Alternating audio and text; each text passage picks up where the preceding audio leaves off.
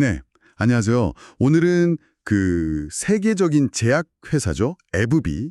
이 에브비에 대해서 좀 깊이 들어가 보려고 합니다. 현재 시가총액이 뭐 거의 3,900억 달러에 달하고 블록버스터 약들도 아주 많잖아요. 그래서 이 거대 기업이 앞으로 한 5년 뒤에는 어떤 모습일지 한번 같이 살펴보겠습니다. 어떤 점이 좀 확실해 보이고 또 어떤 변수들이 있을지. 네. 네, 맞아요. 에브비가 뭐 제약업계의 거인이긴 하지만 이 시장 환경이라는 게 계속 변하니까요. 미래를 당연히 준비해야겠죠. 특히 앞으로 5년이 정말 중요한 시기가 될 것 같아요. 어떤 부분은 좀 명확해 보이는데 또 어떤 부분은 여전히 좀 불확실하고 그 균형을 보는 게 중요하겠죠, 아무래도. 좋습니다. 그럼 에브비의 향후 5년을 가를 뭐랄까 핵심 요인들 이걸 하나씩 보면서 그 의미를 좀 자세히 짚어보죠. 일단 비교적 예측 가능한 긍정적인 면들 이것부터 시작해 볼까요? 역시 가장 큰 변화는 그 에브비의 거의 뭐 상징이었잖아요. 휴미라. 이 휴미라의 위상 변화겠죠. 2023년에 미국에서 바이오시밀러 나오고 나서 매출 줄어드는 건 뭐 다들 예상했지만요. 그 속도나 영향력에 대해서는 좀 의견이 있었던 것 같아요. 5년 뒤 휴미라 역할, 이건 어떻게 보시나요? 네, 엑시만 역시 의존도 감소입니다. 휴미라가 정말 오랫동안 에브비 매출의 큰 부분을 차지했었죠. 근데 이제 바이오시밀러, 그러니까 효능은 비슷한데 가격이 싼 복제약들이 본격적으로 나오면서 이게 상황이 달라지고 있는 거죠. 이 복제약들이 보통 출시 초기에 가격을 확 낮춰서 시장을 빨리 잡으려고 하거든요. 그래서 오리지널 약 매출은 예상보다 더 가파르게 떨어질 수도 있어요. 그러니까 5년 뒤면 에브비가 휴미라 하나에만 의존하는 모습에서 상당히 벗어나 있을 거다. 이건 거의 확실해 보입니다. 이게 또 리스크 관리 차원에서도 꼭 필요한 변화였고요. 휴미라의 시대를 지나서 이제 스카이네츠하고 림버크 이 두 약의 시대가 진짜 열리고 있다. 이런 평가가 많더라고요. 올해 이 두 약 합산 매출 전망치가 벌써 250억 달러 넘고 이게 휴미라 제일 잘 나갈 때보다 더 높을 거란 예측도 있던데요. 이게 단순히 빈자리 메우는 거 그 이상인 거죠. 아, 바로 그 점이 아주 중요합니다. 스카이리치랑 림버크는 그냥 휴미라 대체제가 아니에요. 자가면역 질환 치료 분야에서 완전히 새로운 옵션을 주는 거고 어떻게 보면 기존의 치료 판도 자체를 바꾸고 있을 수도 있어요. 효능이나 뭐 투약 편의성 같은 게 더 좋아지면서 시장을 진짜 빠르게 잡고 있죠. 그래서 앞으로 5년간 이 성장세는 계속될 가능성이 아주 높습니다. 이건 에브비가 다음 세대 성장 동력을 성공적으로 찾았다는 것뿐만 아니라 포트폴리오가 훨씬 안정적이고 다양해졌다는 걸 의미하죠. 경쟁사들보다 좀 더 길게 봤을 때 우위를 점하는 데 중요한 발판이 될 수 있습니다. 스카이리치, 림버크 말고도 다른 약들도 좀 봐야 할 것 같은데요. 예를 들면 그 다발성 골수종 치료제 엘라헤어, 아니면 편두통 치료제 퀼립타, 유브렐비 이런 것들도 꾸준히 성장할 걸로 기대되죠. 그렇습니다. 그 약들도 각자 자기 영역에서 중요한 역할을 할 겁니다. 특히 엘라헤어 같은 약은 특정 표적을 가진 환자들한테는 정말 새로운 대안이거든요. 그래서 자리를 잘 잡아가고 있고요. 퀼립테랑 유브렐비도 편두통 시장 경쟁이 워낙 치열한데 거기서 꾸준히 성과를 내고 있습니다. 아, 그리고 절대 빼놓을 수 없는 게 있죠. 바로 보톡스. 이게 치료용으로도 쓰이고 미용 시장에서도 워낙 강력해서 2030년이 돼도 여전히 회사 수익에 크게 기여하는 핵심 자산일 가능성이 매우 높아요. 이렇게 여러 성장 엔진을 가지고 있다는 게 에브비의 큰 강점 중 하나죠. 투자자 입장에서 보면 또 특히 눈에 띄는 게 배당 귀족, 지위 이걸 유지할 거라는 전망이더라고요. 50년 넘게 계속 배당금을 늘려온 기업에 붙는 이름인데 에브비가 이걸 계속해서 2030년에는 58년 연속 인상, 와, 대기록을 셀 거라는 예상.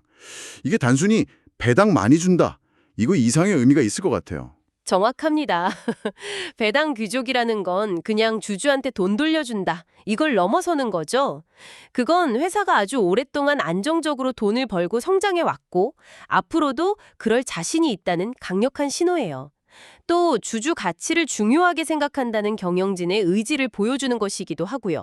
시장이 좀 불안정해도 꾸준한 현금 흐름을 기대할 수 있다는 점에서 특히 장기 투자자들한테는 상당한 매력이죠. 네, 회사의 재무 상태가 얼마나 튼튼하고 안정적인지를 보여주는 중요한 지표라고 할 수 있습니다.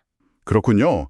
배당 귀족 지위 분명히 매력적인데 근데 또 한편에서는 배당 너무 많이 주면 미래 성장을 위한 R&D나 M&A에 쓸 돈이 부족해지는 거 아니냐 이런 걱정도 하잖아요. 이 균형은 어떻게 봐야 할까요? 그건 충분히 나올 수 있는 합리적인 걱정입니다. 실제로 배당이랑 성장 투자 사이에서 딱 좋은 균형점을 찾는 건 성숙기에 접어든 기업이라면 다 고민하는 과제죠. 근데 에브비 같은 경우는 지금까지 보면 워낙 현금 창출 능력이 좋아서 배당도 늘리고 R&D 투자도 하고 M&A까지 다 같이 해왔거든요. 물론 앞으로도 이 균형이 계속 잘 유지될지는 지켜봐야겠지만 지금까지 모습은 이 두 가지를 동시에 할 능력이 된다는 걸 보여주는 거죠. 그래서 배당 정책이 미래 성장을 심각하게 막을 정도는 아닐 거다. 이런 전망이 좀 더 우세한 이유입니다. 네.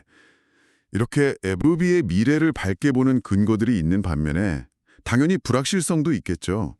동전의 양면처럼 우리가 좀 주의 깊게 봐야 할 잠재적인 위험 요인이나 변수들, 이런 건 어떤 게 있을까요? 여기서부터는 조금 더 신중해야 합니다. 미래 예측이라는 게 항상 어렵지만 특히 주가나 시가총액 같은 건 더 그렇죠. 지난 5년간 에브비 주가가 150% 넘게 올랐어요. 정말 대단했죠. 근데 이게 미래에도 똑같이 간다는 보장은 없으니까요. 여러 변수가 복합적으로 작용하기 때문입니다. 구체적으로 어떤 변수들을 좀 꼽을 수 있을까요? 당장 정치적인 거, 예를 들어서 특정 정부의 정책 변화 같은 것도 영향을 줄 수 있지 않을까요? 수입 의약품에 고율 관세 매긴다, 이런 얘기 또 나오면요. 에브비도 해외 사업 비중이 꽤 크지 않나요? 중요한 포인트입니다. 실제로 과거 트럼프 행정부 때 그런 얘기가 있었죠. 에브비 CEO는 그때 만약 관세가 붙어도 동종 업계랑 비교해서 엄청나게 부담이 크진 않을 거다, 이렇게 예상은 했지만요. 만약 진짜 현실화된다면 이건 분명히 이익에는 안 좋은 영향을 줄 수밖에 없어요. 해외 생산 비중이나 원료를 어디서 들여오는지에 따라 영향은 좀 다르겠지만 예상 없던 비용 증가는 수익성을 나쁘게 할 수 있는 리스크 요인인 거죠. 마치 갑자기 없던 통행료가 생긴 거랑 비슷하다고 할까요? 거시경제 환경 변화, 이것도 무시 못하겠죠. 물론 제약주가 전통적으로 경기 방어주 성격이 있다고는 하지만 요즘 같은 글로벌 경제 상황 보면 마냥 안심할 수는 없을 것 같아요. 방에서 경기가 안 좋을 때 다른 산업보다는 상대적으로 타격을 덜 받는 경향이 있어요. 사람들이 아프면 약은 써야 하니까요. 그런데 이걸 좀 더 큰 그림으로 보면 아주 심각한 경기 침체는 투자 심리 자체를 위축시키잖아요. 그래서 주식시장 전체가 내려갈 수 있죠. 이런 상황에서는 개별 기업 실적이 아무리 좋아도 주가 오르는 데는 한계가 있을 수 있습니다. 시장 전체 흐름에서 완전히 자유롭기는 어려운 거죠. 네, 방어적인 성격은 있지만 시장 전체가 가라앉으면 같이 영향을 받을 수밖에 없습니다. 신약 개발 성공 여부. 이 부분이야말로 제약 바이오 기업의 숙명 같은 불확실성 아닐까 싶어요. 아무리 좋아 보이는 후보 물질이라도 마지막 임상 단계에서 어이없는 결과를 받기도 하잖아요. 진짜 큰 기대를 건 도박이 실패하는 것처럼요. 정확한 비유입니다. 그게 제약산업의 본질적인 리스크죠. 물론 임상 3상, 그러니까 최종 허가 바로 전 마지막 단계에 있는 후보 물질은 초기 단계보다는 성공 가능성이 높아요. 데이터가 많이 쌓였으니까요. 하지만 그럼에도 불구하고 임상 결과는 언제나 기대에 못 미칠 가능성이 있습니다. 아니면 규제 당국에서 갑자기 다른 걸 요구할 수도 있고요. 그래서 중요한 임상 하나가 실패하면 회사의 미래 성장 동력에 큰 타격을 줄 수 있죠.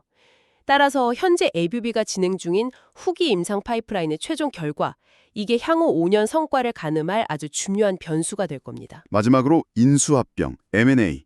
이것도 빼놓을 수 없는 변수겠네요. 에브비가 계속 성장하려면 앞으로도 M&A를 적극적으로 할 가능성이 높아 보이는데 어떤 회사를 얼마에 어떻게 사느냐에 따라 결과는 정말 천차만별일 수 있겠죠. 네, 맞아요. 대형 제약사한테 M&A는 자체 연구만으로는 부족한 파이프라인을 채우고 새로운 성장 동력을 찾는 핵심 전략입니다.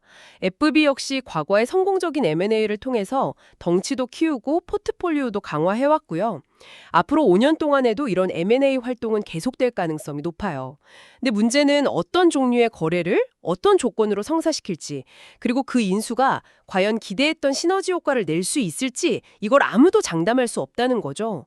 M&A는 잘 되면 정말 큰 도약을 가져오지만 실패하면 오히려 재무 부담만 커지는 양날의 검은 될 수 있어요. 실제로 지난 10년간 대형 제약사들의 큰 M&A 성공률을 보면 기대만큼 효과를 본 경우가 절반도 안 된다는 분석도 있거든요. M&A의 구체적인 내용과 그 성공 여부는 주가에 상당히 큰 영향을 미칠 수 있는 중요한 불확실성 요인입니다. 자, 그럼 지금까지 살펴본 비교적 확실한 긍정적인 전망들하고 또 여러 불확실한 변수들, 이걸 다 종합적으로 고려했을 때 에보비오의 5년 뒤 모습에 대해 어떤 좀 합리적인 그림을 그려볼 수 있을까요? 분석가들은 대체로 어떤 전망들을 내놓고 있습니까? 여러 불확실성이 있긴 하지만 전문가들은 대체로 그래도 긍정적인 방향을 예측하는 경향이 좀 있습니다. 물론 구체적인 숫자는 분석가마다 좀 다를 수 있겠죠. 하지만 연평균으로 봤을 때 한 자릿수 후반대 정도의 꾸준한 주가 상승, 이걸 통해서 5년 후에는 시가총액이 약 6천억 달러 수준까지 갈 수 있다. 이런 전망이 나오고 있습니다.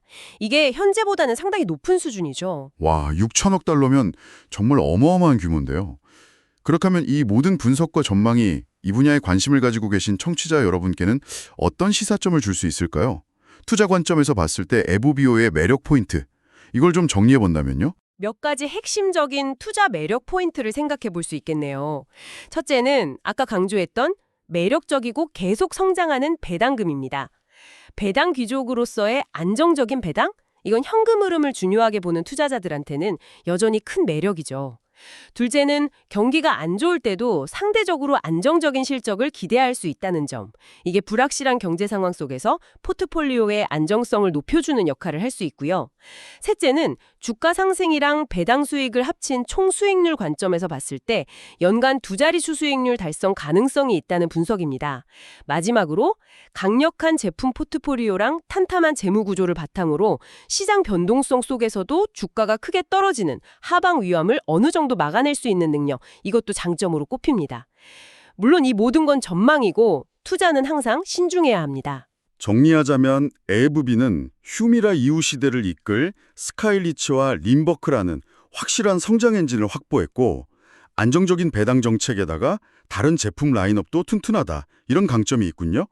하지만 동시에 관세 문제나 거시경제 상황 같은 외부 변수, 그리고 신약 개발이나 M&A 성공 여부 같은 내부적인 불확실성도 안고 있는 상황이고요. 정말 기회와 위험이 공존한다고 볼 수 있겠네요. 정확히 그렇습니다. 에브비 경영진이 앞으로 이러한 불확실성을 얼마나 잘 관리하고 또 주어진 기회를 어떻게 최대한 잘 살리느냐, 이게 향후 5년간의 성과를 결정짓는 가장 중요한 열쇠가 될 겁니다. 그럼 마지막으로 오늘 나눈 이야기들을 바탕으로 청취자 여러분께서 스스로 더 깊이 생각해 보실 만한 질문을 하나 던지면서 마무리할까 합니다. 특히 M&A의 불확실성과 관련해서요. 휴미라 매출 감소를 성공적으로 메우고 미래의 위험에 대비하기 위해서 에브비는 앞으로 어떤 종류의 기업 인수에 좀 집중하게 될까요? 스카이리치나 림버크처럼 또 다른 혁신 신약을 가진 바이오텍 기업을 계속 찾아 나설까요? 아니면 좀 의외로 디지털 헬스케어나 데이터 분석 같은 이런 헬스케어 기술 분야로 눈을 돌려서 사업을 다각화하려고 할 수도 있을까요? 에브비의 다음 M&A 행보를 예측해보는 것, 이것이 앞으로 5년간 에브비의 전략 방향을 가늠해 볼 수 있는 아주 흥미로운 관전 포인트가